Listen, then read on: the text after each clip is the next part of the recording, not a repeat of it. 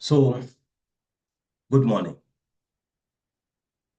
So, today, what we are going to do, we are going to see how to work with your research, how to convert your research questions to an actionable research. So, good morning. Once again, welcome back. And as I promise you, I'm going to share you my session. So, let's see, let me share my screen.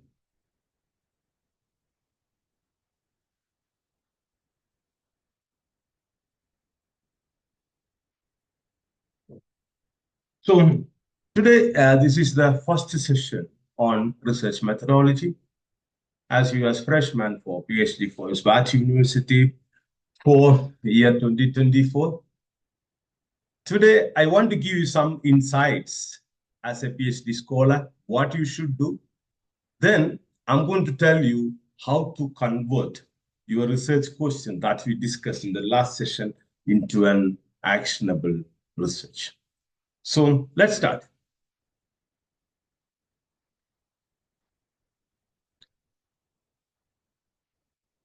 This session is based on some of the extracts that is from my book, Navigating the PhD Journey, Navigating the PhD Journey with Purpose and Passion. It is published by Amazon. It is available on Kindle as well as on hardbound. So I'm not sure about the availability of the book on Uganda, but let's see. These are some extracts that I've taken from my book. All right. So let's see what is the definition for passion, because PhD is a passion. So, and we have to see how this passion and the purpose associates. I want to give courtesy to the website, which is called, it's a blog, betterup.com, because this is more interesting for me because I want to give courtesy to what I speak here. So from betterup.com, I found a writing by Maggie Wood. She's an MBA from United States. So I want to give the courtesy to Maggie Wood. This is Maggie Wood. So on July 14th, 2022, Maggie Wood wrote an article on betterup.com. The title of the article is Change Your Life for Good with More Purpose and Passion. So I found this article interesting. So that is why I'm going to tell you the definition of passion and how you can associate the passion and purpose. So if you take passion, it is something that gets you excited. It is something that gets you excited. So when you talk about passion, there should be an excitation in you. Otherwise, it cannot be called as a passion. Now, and you feel strongly about it, that excitation, that happiness, and you feel strongly about that. Use that sentence as what I framed. It is something that gets you excited and you feel strongly about it, and you yourself find talking to it. You think about it, you read about it, you work on it. So thinking about it again and again, even though no one is making you. So maybe I like research. That is my passion. That is my passion. So that makes me to take this session. I've made this presentation because this is more passion for me. I prefer to be called as a researcher. As you can see on the right side, a watermark logo, the research. I define myself as a researcher. So this is what is called as passion. So when you are passionate, you will be working on it, you'll be thinking on it, and nobody can stop you. And you are the one making it, no one else. It's you the one making it.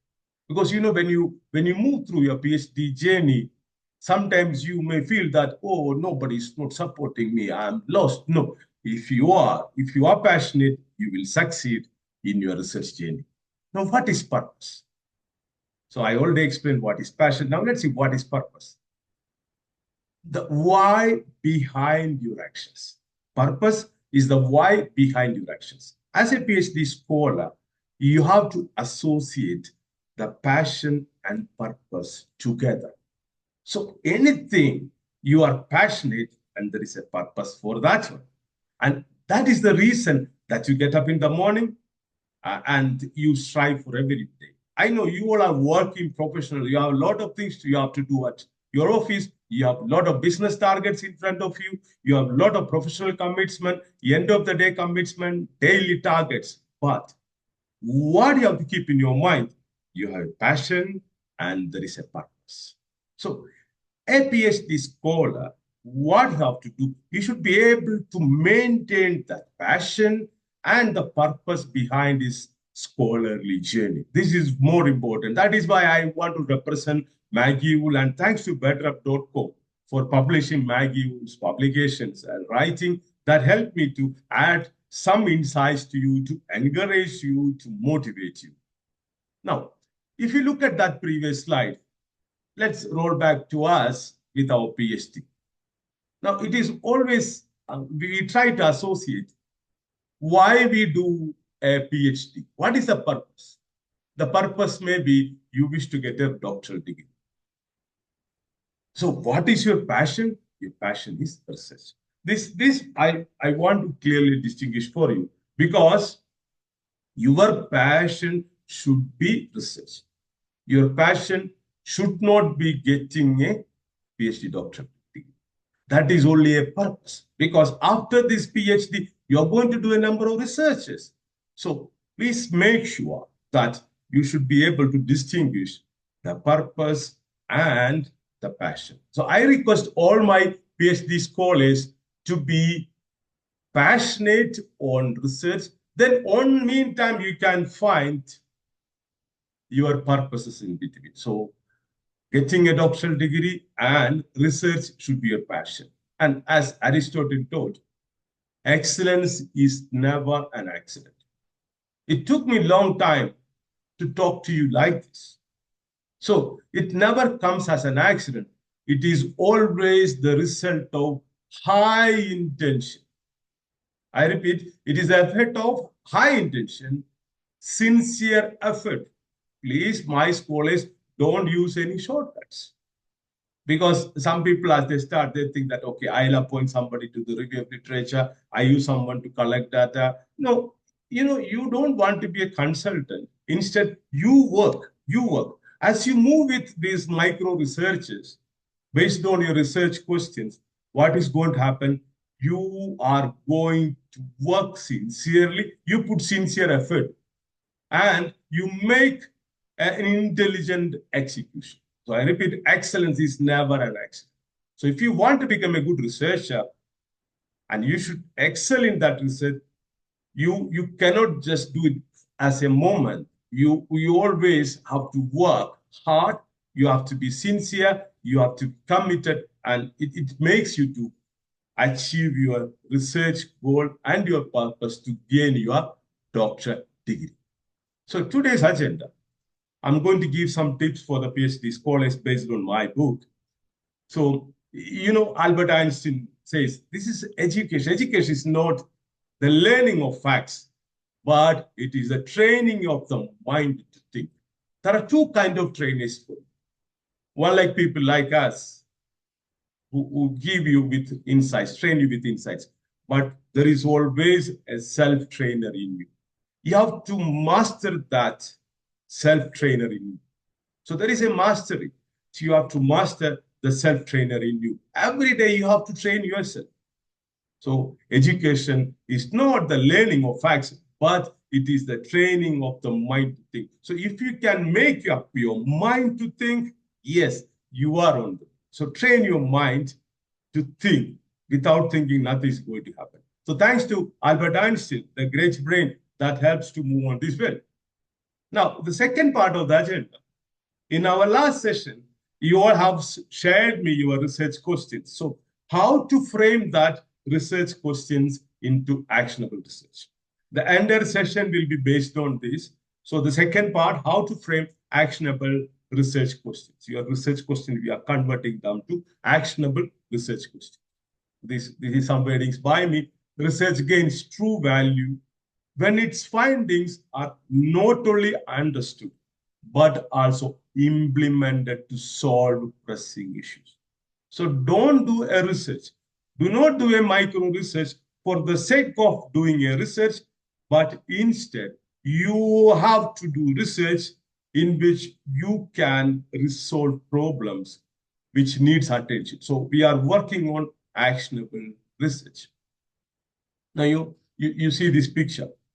This picture, you are the researcher and you have a wide horizon, but you have to focus. Thanks to robinage.com for this wonderful picture. So your PhD decision, it is a wonderful one because I'm glad that you have joined for PhD with this path and that's going to change your life. If others who are watching this video who are not the members of ISBAT PhD scholarship, but I'll tell you, if you are going to do a PhD, that is a wonderful one. And that's your PhD decision, and it can impact a change in your career. It can impact your career. It's a true story that when you complete the PhD through the ongoing process of this scholarly journey, it will impact your career. You get a career upliftment, or it will change the horizon in which you live currently. So you have become an enlightened mind. So remember, your PhD decision is very important. And it is not by someone's pressing, it is your choice. So this intellectual expedition, something of your choice. So you will be ready to meet any challenges. So this intellectual expedition, the first part, selecting a research topic. We discussed that in last session, how to select a research topic. Selecting a research topic, first thing, it should be from your area. I hope you all are working or you have some experience and your academic background, the area in which you can interfere more, whether you have access to involve. So you have to make sure your academic background, your experience, and the ability to interact more. Otherwise, you'll not be able to truthful to your research topic. So choose a topic where you will be able to interact, interface, involve more based on your academic background, as well as on your professional experience. That is the first part in selecting the research topic. Now, when you select a research topic, there is a process. There is a scholarly process, and we have to navigate through that scholarly process. Why I said navigate? Just because you cannot cut short. You cannot take shortcuts. You cannot skip one step to the other step. You cannot jump to other step without continuing the sequential steps. So this is the scholarly process. Now I'm going to give you a small number of sequences in this scholarly process. It is not complete, it is partial. Sorry. So this process, what I'm going to say here, the 8 steps, that is up to you make your research decision. Again, you have to follow another set of sequential steps. So first you make your research question. And I believe you all have done that research question. You have sent to me that question. Then convert that questions into an actionable research. What is actionable research? And implementable. So this is the focus of this session. How we are going to convert the research questions to an actionable research. After that, you have to do a review of literature, which means that what all studies have done so far, is any currently studies going on, what all remarks made by the other scholars who have done on the same area can be integrate some other branch of studies with the current research, what we are going to do. These all I will explain in my next session. So next step is review of literature. After that, revisit your research questions with relevance, with more focus, because review of literature will give you more insights, on what you're going to do. So revisit your research questions. From that, identify the keywords. From the research questions, you can formulate a title for your research and you can identify the keywords. So once you have identified the keywords, you have to take theoretical background, because theoretical background cannot do a research without theoretical background. It is more important. So there are grand theories and there are other theories, general theories. So you have to look into theories. Every research, whether it is an ICT research or it is a business research, social science research, let it be any research, it will have some theoretical background. So we identified the theories.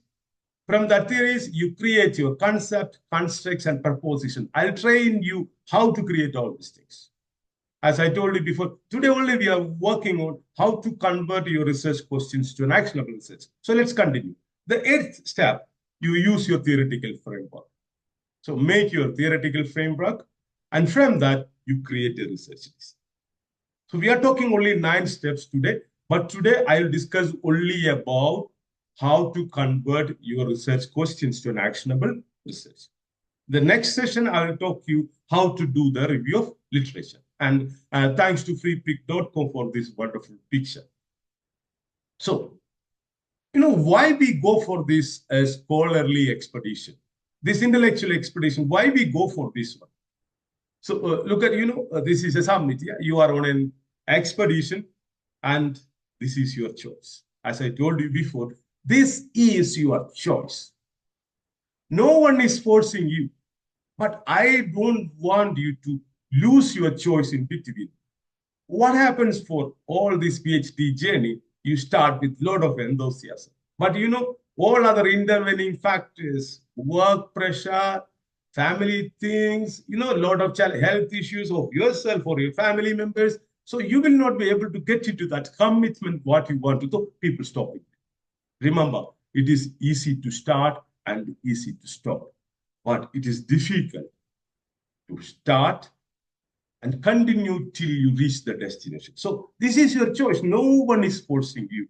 So remember, as I told you, train your mind to think, train your mind to stick on. So that is your choice. So I always thank Inder ID, interpetravel.com, from which I took this picture. So first, this is your choice. Second, when this is your choice, and this journey is not an easy journey. This is a tough journey, but we are trying to make your journey easy. The purpose of all these sessions, what we gained in years, we are putting to you in hours. What we took hours and hours of study, we are giving to you in minutes. So ready to face challenges. Do not think that this presentation or this video session will alone make your path easy. No, these are making you, equipping you to make your scholarly expedition. So this is your choice and ready to face the challenges.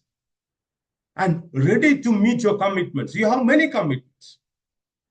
Professional, family, societal, and this one, your PhD, your research commitments. So you have to divide your time. I suggest that we have to remove all these time wastage. I prefer to take your session on the time management for PhD scholars, but I'll tell you the best way. What I practice, I effectively use my time. I less go for social media. I just go through TV series or anything watch on television, what is really required for that one. I don't just waste my time sitting idle. When you are in a traffic jam, because many of you drive, you can just listen to this session. You don't need to watch, just listen or listen audio books. So this will help you to manage time stresses. So ready to meet your commitments. Happy to get your rewards. Honestly, I'm so happy when I make this session. So everything is a reward. I don't make, last year, you are senior cohort 2023 PhD scholars. I made the presentation, but it is totally different. The freshness, and that gives you rewards. When you might have seen, I represented an international conference. So when I write a book, when I get it published, when I work with you on research, currently I'm working with 15 micro researchers. Now I'm going to work with the 17 micro researchers from you. So I'm happy for that rewards. It is an intellectual happiness. So I told you your passion, you are passionate as a researcher and happy to get your rewards. But your final reward is your doctoral degree, that purpose. So every stage, when you watch this video, when you get some insight, that also rewards you, isn't it? That mental happiness you have to keep in mind. So if you do consistently with these 3 things, ready to face challenges, ready to meet commitments, happy to get your rewards. Yes. So this expedition will keep on going till you reach the summit. And I tell you, for a researcher, the summit never ends. Because if you reach one summit, you go to the next summit. Every summit is a boot camp for you to develop further, and to make further research. Remember, this expedition is your choice. No one forced you. Because I know if you don't do this PhD also, there is a problem for you. You all are well settled down. So What is the expedition for a research scholar? This scholarly journey, this is more important. Choosing your research area. I know when you join with this BAT, you already have a concept note with you, what you're going to do. You know your area of research, but still you may have problems which area I'll choose. But once you complete the course with me, it will be easy for you to choose your research area. Of course, this micro research, what you're going to do with me, could be the basic one for your main research. Because what I always say to my PhD scholars, the micro research should be a pie, the slice of the pie of your main research. So it will have all things. We are not teaching you research theory, research methodology theory, but we are teaching you how to start a practical research. And from day one, we started that practical research.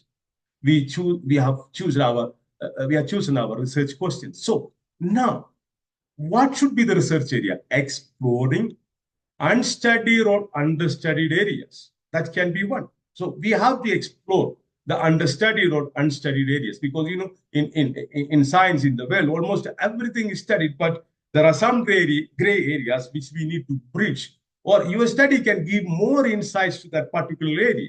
So that we are going to explore, and it could be an interdisciplinary work.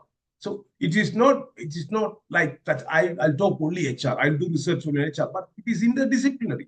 It is social science, it is psychology, you can use technology, you can use data science, you can use machine learning. So it is an interdisciplinary work. And why we do this? This is to overcome challenges.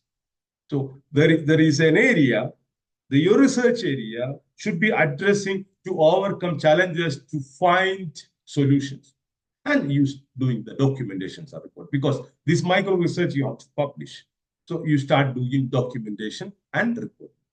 And what will happen at the end of your micro research, you'll be adding a small drop of knowledge, extra contribution to the current knowledge base.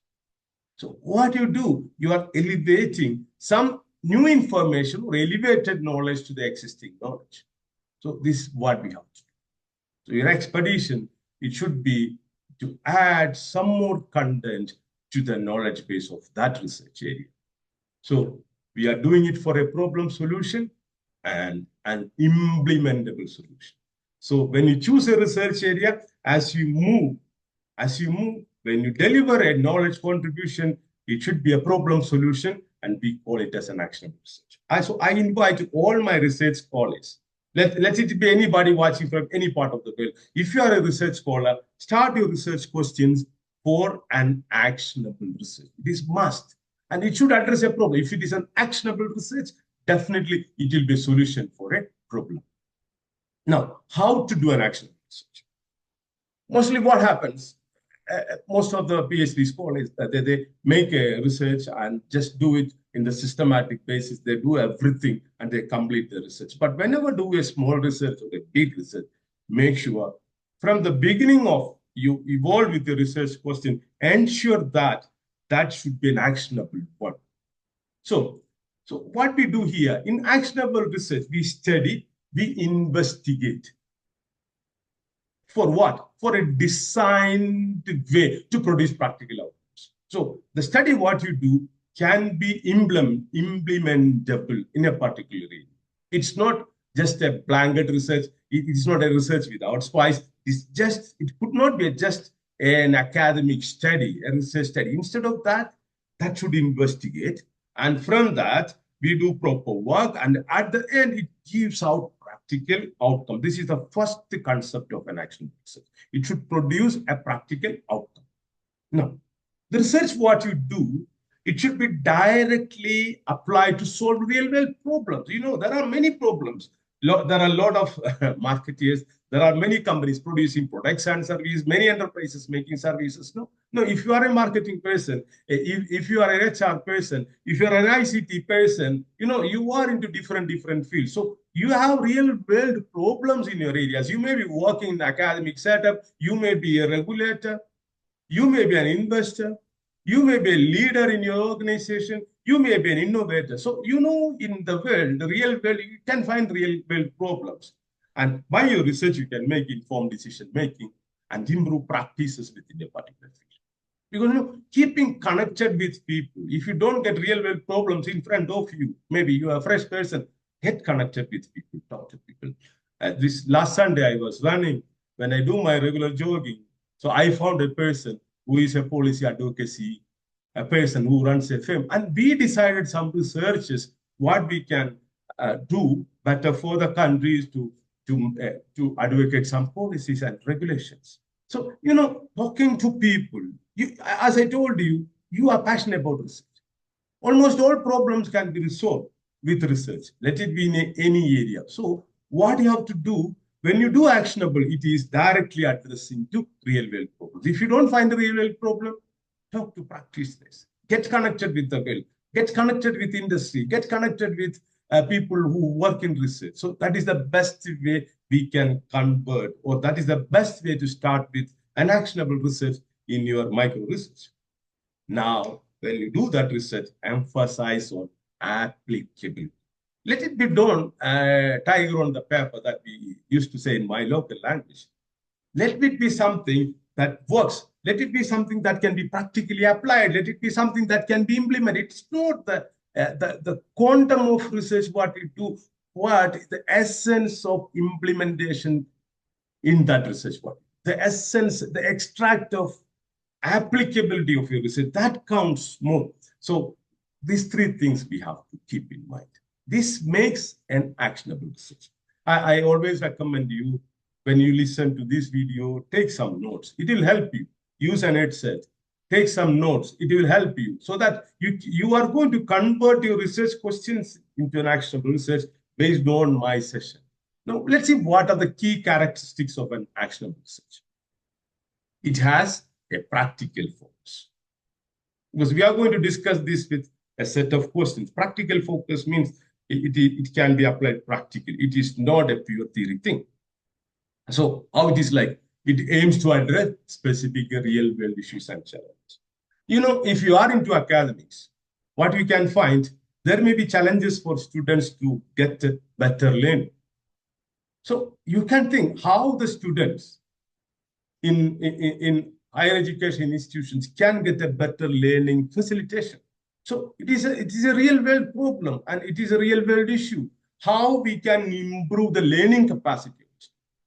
So, there is some specific, we cannot do everything, but we can address a specific problem and we can identify solutions which can be implemented. That is what we call as practical focus. So practical focus is real world problems which needs a solution and how the solution can be implemented. The second thing, stakeholder engagement.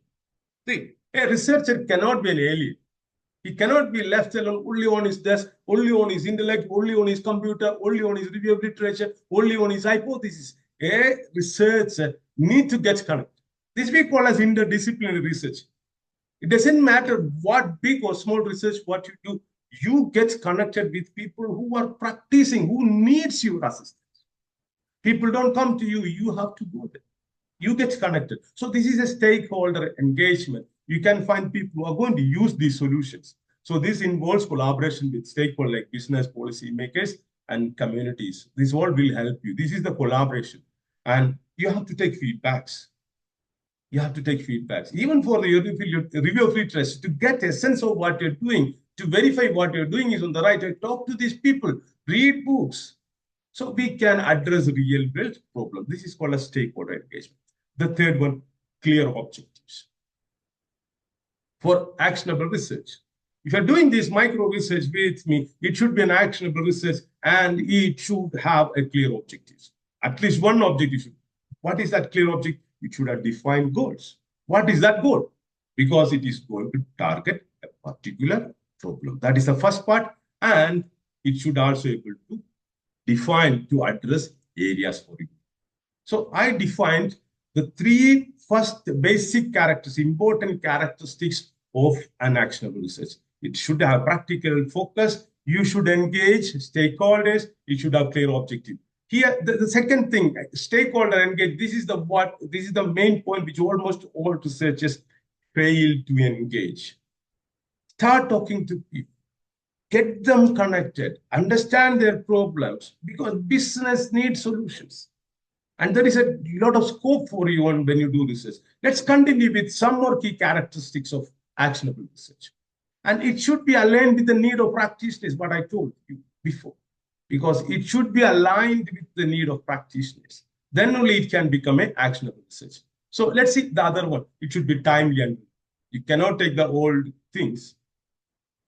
You have to think of the current and what is going to happen in the future. So when you do research, because people do a study on motivation, people who do a lot of study on work and commitment, but make sure that what is the relevance of motivation, employee turnover, employee commitment, all these things in the current scenario. So it should be timely and it should be relevant. That's why I told you in my previous class, my physical session, that when you make a research question, it should be relevant. It should be timely. So it should address the current issue. That is what you call as time and relevance. Address current issues. It should produce results within a time frame. If you choose an area that takes a lot of time, that needs a lot of resources, don't do it now. So choose an area where you can work in a time frame. Because for this micro research, we are addressing 5 to 6 months. So something what you can do in 6 months, you have to choose now. Within 6 months, we have to complete our work, and that should be able to be done within our resources. You cannot spend more. Resources mean time is the most resource. Money matters. So these all things we have to address. So that is time and relevance. Now you can focus on interdisciplinary approach, because this is what I do: collaborate with industry, collaborate with people. That is interdisciplinary approach. So integrating knowledge and methods from multiple disciplines, that is the first one, and create a comprehensive solution. If you do that, multiple areas associate, and if you practice that transdisciplinary approach where you collaborate with industry and practitioners, your research will become a wonderful. So, and try to collaborate with other areas and other fields. Because if you are a HR person, you can integrate it with technology, you can integrate with ICT, you can integrate with psychology, and even you can integrate with economics, you can integrate with worker economics. So anything can be involved in anything. The world is so good. The world is so good because all the information is in front of you. So, work from home is a new concept. Learn from home is a new concept. So there are more areas to collaborate and collaborate and involve intercontinental experts also in your research. So you can do interdisciplinary approach. Then emphasize on implementation. So this is the sixth characteristics. I'm repeating the same thing. Emphasize on implementation. What is that? It is a solution. Your micro research should give at least one outcome which can be practically implemented, so that industry practitioners, they can adapt to scale up the solutions. So this is an actionable research. So remember, you are getting into a journey where you're going to do a micro research with me. We are going to make different 70 implementable solutions. We are not doing project. We are doing research for implementable solutions of the real world. Now, this session, I'm going to tell you, now you have sent me your research questions.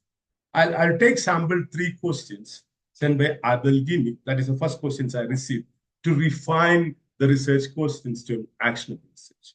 So the current minutes, you are going to see how your research questions are going to be converted to an actionable research questions. So the first question is how we can affect our emotions on decision making. It cannot be called as a research question, but I understand the researcher want to understand the emotions on decision making. Emotions are decision making. Emotions, decision making, so very closely associated, isn't it? When you go to a shop to buy something, there is a lot of emotions behind your buying. If you choose to learn, there are a lot of emotions behind that. If you are going to get married, if you are going to get divorced, if you are going to buy a land, if you are going to make a house, if you see in this field, everything is based on the emotions of individuals. It can be intelligent emotions, or it can be excited emotions, or it can be emotions after learning. So this world is full of decision making based on the emotions of individuals. If you are working in a corporate, if you are a leader, your emotions makes the decisions of the enterprise, isn't it? Your emotions makes the smoothness of the actions of the people working with you, isn't it? Your emotions reflects on the performance of the organization. So emotions have a lot of impact, and it can be studied in wide area. If you are an ICT person and if you are developing something, the UI interface should create an emotions to the user, isn't it? And if you don't excite, or if your user is not happy with your interface, so there is nothing happens for you. So in business, in implementation, in anything, emotions has a significant role. So how we can redefine this question? Now, when I redefine, since we are in Uganda, I always think of the region, just because it will be difficult for us. It consumes more resource if you are moving out of the country. So let's think of Uganda, and let's think of the emotions of decision making.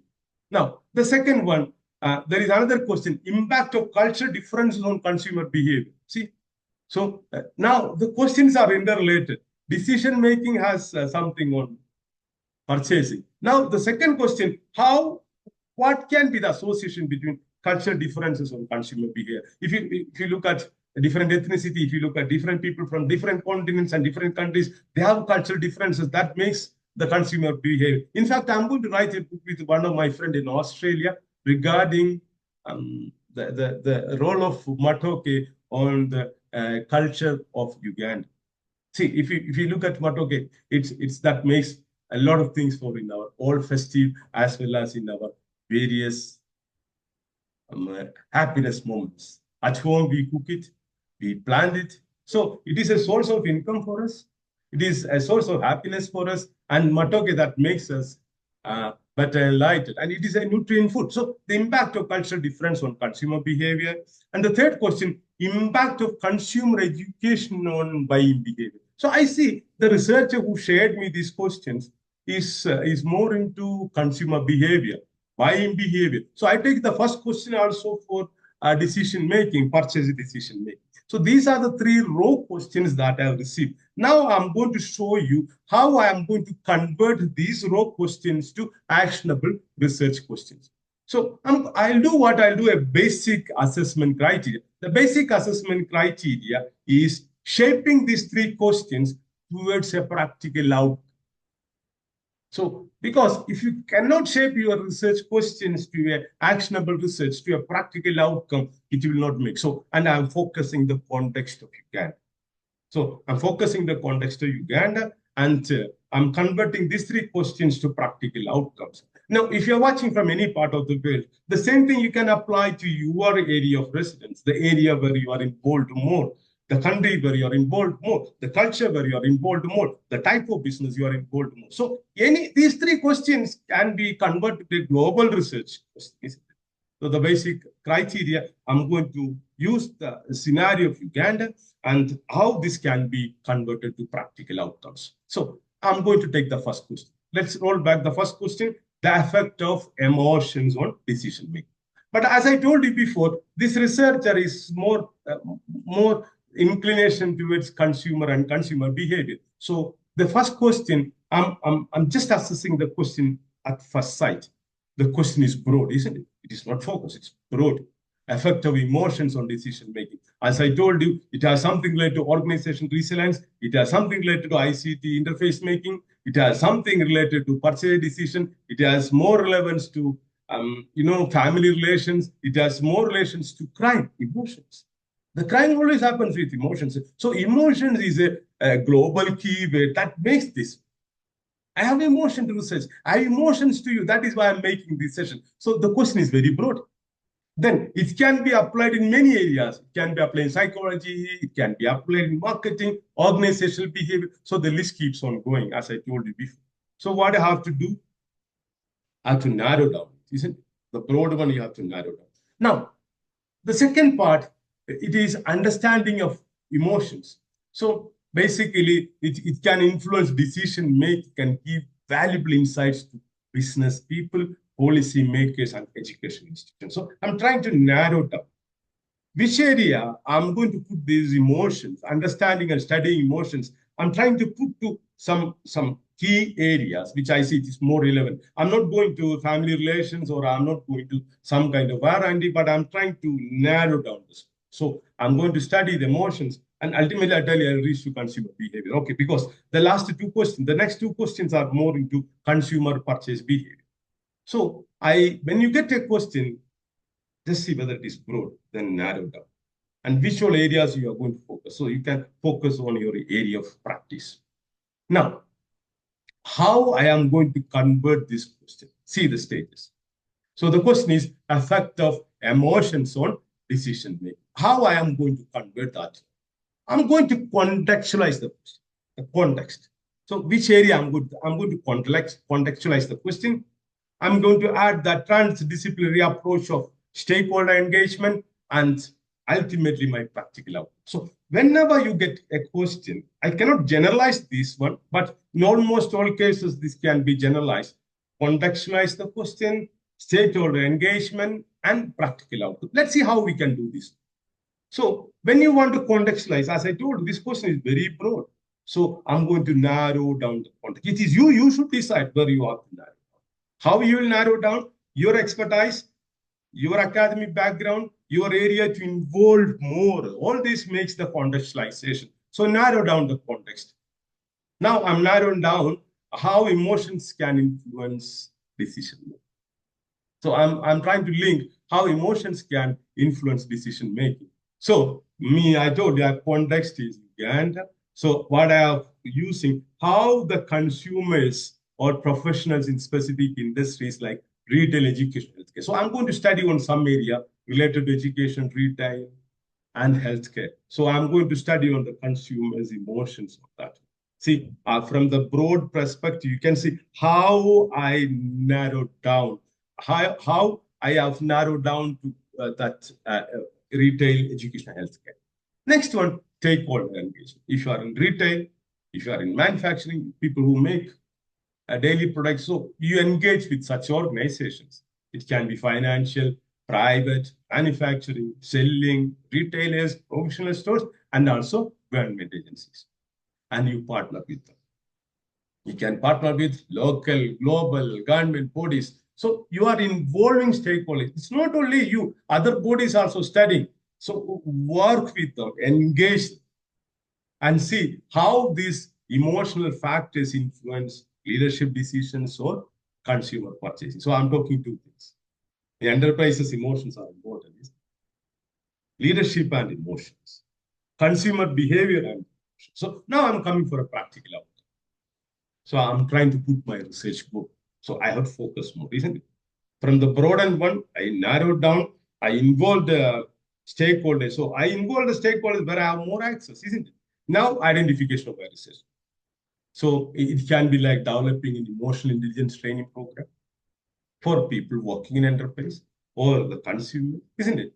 Then and I can help to make decision support tools and help individuals and organizations manage emotional biases during decision. You know, when we go to supermarket, when we go to buy a television, when we go to buy a new car, when you are going to sell our car, there are a lot of emotions in it. When you send your child for a higher education, when you opt to choose another education, when you're going to buy a cloth, when you're going to buy a gadget, a lot of emotions are involved in that, isn't it? So, you know, if the companies which have succeeded, the organizations which have succeeded in their services, in their products, they work a lot on that. They work a lot on that. So in Ugandan scenario, if you can work on that, you can have practical outcomes. So I tell you, you can watch this video once again, this part once again, to make sure that you are reinforcing how to convert the questions into an actionable research. So I done a basic analysis on three things: context, stakeholder engagement, and practical outcomes. So what I'm going to revise the research question. So based on this, I'm going to revise the research question.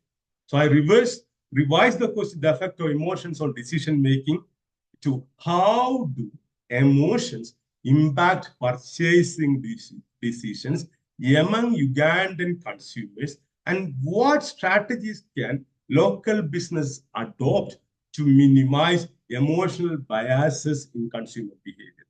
So I am not going to explain this again and again, but you can see The first question affect the emotions on decision making. I contextualized it.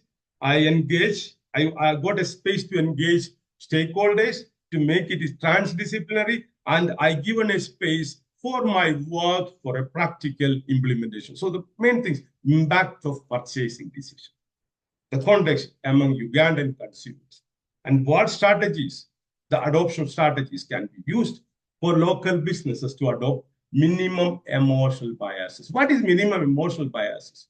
You have a very good store with very good items at a considerable price, but people are not coming to your store because some places they have emotional biases on brand. The food at one restaurant may not be tasty, but you can see you have got a business there. So they use branding to create emotion. They are in the business for a long time. It's emotions. Why we go to Carrefour? Why we go to Cafe Javas? Why we buy a piece of cake from Kabira Country Club? Or why we go to downtown to do some purchases? Why we go to a specific hospital? Why we use a brand of car? Why use a specific flight for travel? Why use a specific brand of devices? Why we people use app? Why I'm using this pointing device? I'm not bothered about the brand of this point, but I'm bothered about how it can be easily used. So what I'm saying, there are a lot of impacts of emotions, and these emotion biases, good businesses may lose business. So if you are good to go with that one on a particular area, and if you can study well with consumer behavior, products can be sold. Your services can be more engaged. So this is how I revise the effect of emotions of decision. So you see how that single question, which was very broad, how I converted, how I narrowed it, how I contextualized it, how I added space for stakeholder engagement to make a practical outcome. So this is how you have to convert your research question. So what you have to do, now revisit the questions that you have sent to me and try to analyze based on what I have told you now, and try to change the question to an actionable. Try to revise it into action question. If you have some thoughts on this, if you need more clarification, you can make it as comments down the video. So I will answer it. No problem. Okay. So I request you all to watch this. This is the basic thing. You have to watch it, understand it with your research. Now, let's take the second question. The second question the scholar has given me, the impact of culture difference on consumer behavior. That's good. Because as I told you before, the researcher is more on consumer behavior. His inclination is more on consumer behavior. That is why the first question, emotions, sorry, I converted that again to consumer. Now, the impact of culture difference on consumer behavior. So again, I'm going to assess this question. Yes. At the first sight, it has a significant potential for Uganda because culture and our behavior, consumer behavior. Because, Uganda, I know to my understanding, actually, Uganda, these are the major cultures. I don't know the major other cultures, which I know very well. Not very well, which I know in some areas like. And you have a lot of foreigners in Uganda. So all these culture, how these cultural differences, and it has a significant impact. We have people from many countries. Look at ISBAT alone, we have students from 32 plus countries. So you see, at a small institute, at ISBAT alone, we have 32 countries. So if you take Kampala city, how many countries, how many people from how many countries, how many cultures? Within Uganda, how many cultures we have from region to region? So what I'm saying, it has a significant importance.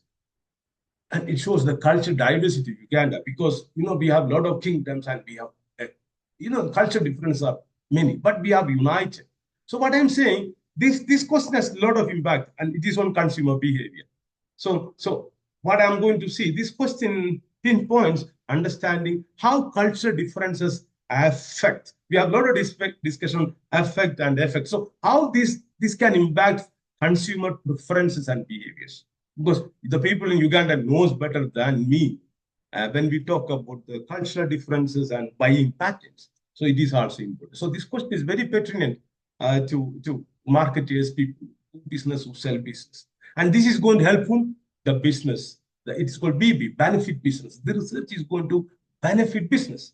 If you're an academician, if you are running an academic enterprise, you have to understand. If you are somebody selling things for academics, if you are a marketeer, if you are a manufacturer, if you are a seller, if you are a reseller, if you are an importer, yes, all these things. If you are a farmer also, because Matoke has a lot of impact on our culture, isn't it? So rather than the green bananas, which is more impact on what we call as in Europe. So this we have to understand. This is going to benefit business. So based on this, people can produce tailored products and services to different demographic groups. What are these demographic groups? Based on the culture. And the culture, again, we can categorize them to gender as well as into age. So all these things, this is a very good research. This is a very good research question for actionable. So I have just made a prime assessment of this question. Those who have not made research questions, you can watch this video and make research questions. Those who have made the basic raw research question, use this video to convert them into an actionable research. So what you can do, you can pause the video for a minute, then take your research question and try to assess your question based on this. So at the end of this video session, you will be able to convert your 3 raw research questions to refined actionable research question, which we are going to use for our micro research. I hope you are going good with this session. Now, so how I am going to have an actionable approach to this question, the impact of cultural difference on consumer behavior. Let's see. I focus on specific culture. So this is how I am contextualizing. This is how I'm trying to narrow down the broadness. So I'm going to focus on a specific culture, and I'm going to see how I can collaborate with a specific business in that. Because as I told you, your actionable research should be transdisciplinary. You have to involve stakeholders, practitioners, people who do business. So how I am going to collaborate with business. The third one, the practical outcomes. So like the first question, here, the components are same, but here I am going to focus on specific culture. The previous question, we are contextualizing it to Uganda, the specific area. So I'm focusing on one culture. So you can identify a particular ethnic group or cultural groups in Uganda, and I'll assess how these cultural values influence the consumption patterns. So, I don't have to explain this with example because you know better.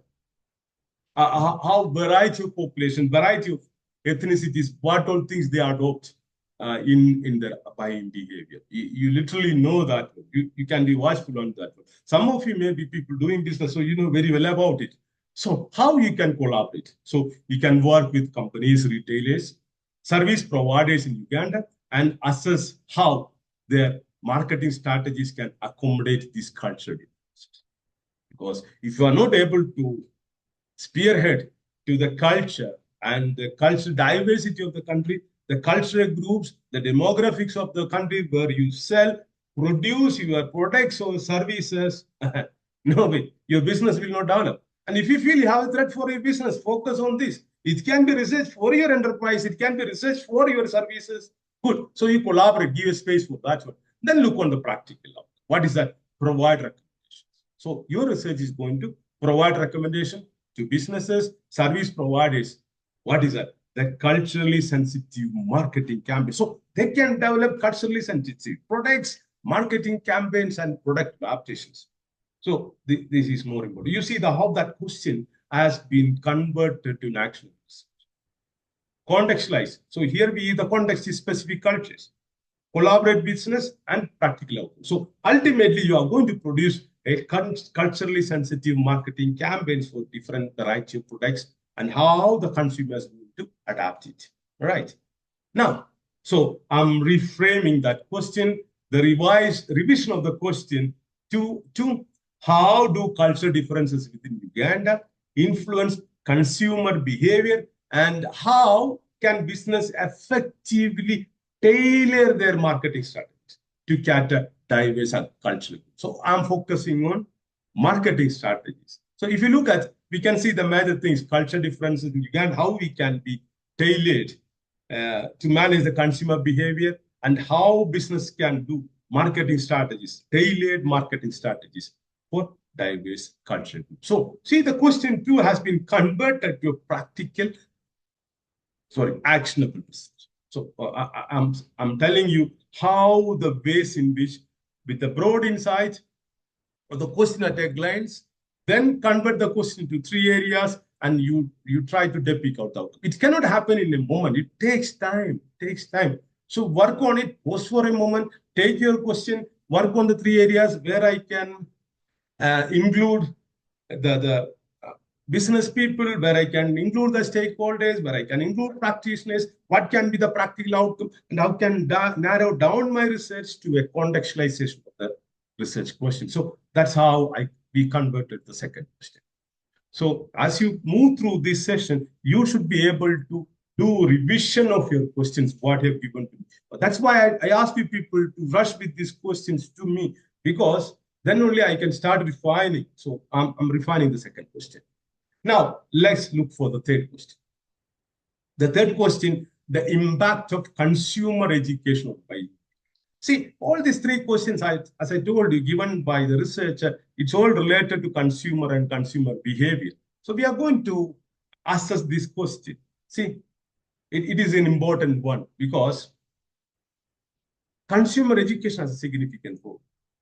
If you can educate your consumer, if you can experience a prospective consumer, what you are providing is well enough. So if a consumer is educated, well, definitely selling your product, consumption of product, using of your services will be easy. So consumer education is important.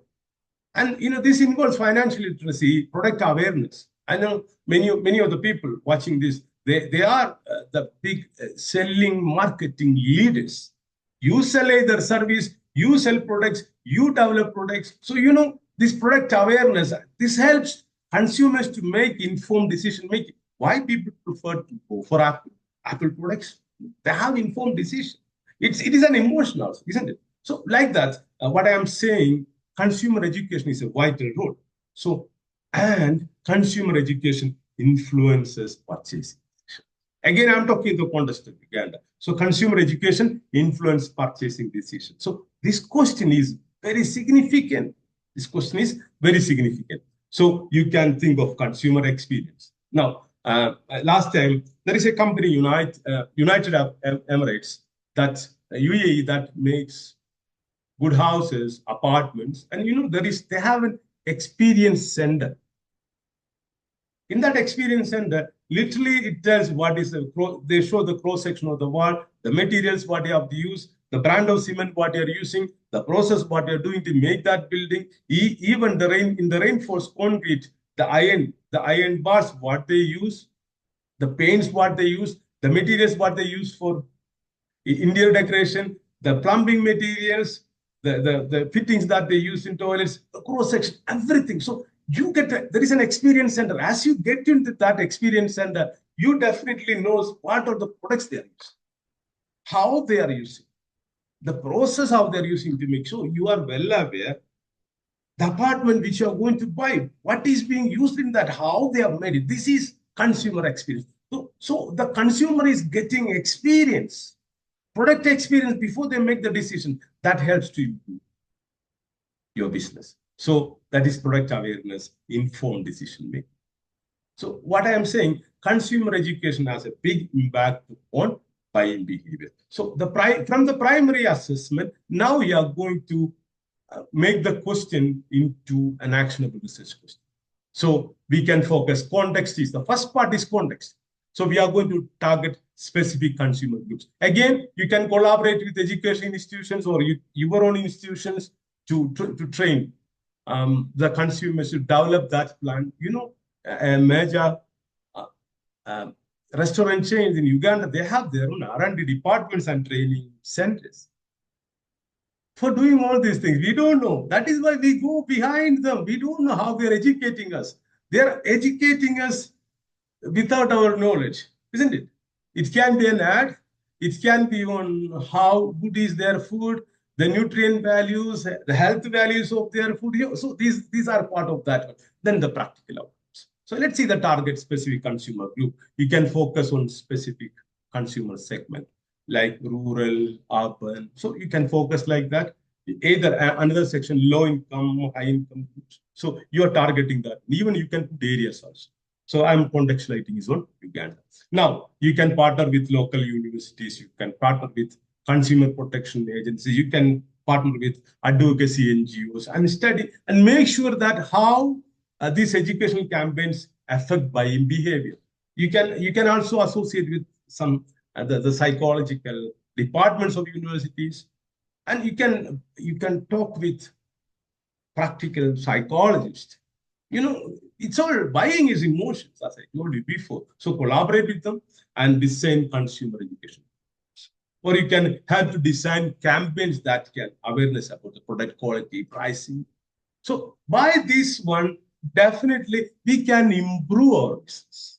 So custom tailored campaigns can be created. So I have converted, I'm using these three areas: context, again, collaboration, practical outcome. So I'm redefining the question 3 as below. Why it is? Because we are assessing the consumer behavior, how training, informed decisions, consumer training can impact the behavior of the consumer. So this is more important. So I'm revisiting that question. The third question, I'm redefining how does consumer education influence the purchasing decisions among rural and urban populations of Uganda, and what strategies can be employed to enhance consumer literacy for better buying behavior. See, that's the single line question. I added more contents, I contextualized it, I give space for people to collaborate with transdisciplinary research. I'm providing a space for a practical outcome, how this research question is going to help businesses. So this is how you are converting a research question to an actionable research. So you look at that question: consumer education, purchasing decisions, rural urban population of Uganda, strategies to be employed, and enhance consumer literacy to improve better buying behavior. So your questions, now you may think I'm focused only on marketing consumer behavior, because the questions what I received is on that trend line. That is why. So similarly, your questions have a trend line, and you can revisit the questions and convert them to an actionable research. So let's have a quick recap of today's session. Your PhD journey, I talked about your purpose and passion, how you associate purpose, your passion. Then how to frame actionable research questions. These are the things we discussed now. So what you have to do, as I told you before, you said to watch this video, take pen and paper, keep your questions on top, and then try to revisit your questions and convert them to actionable research questions.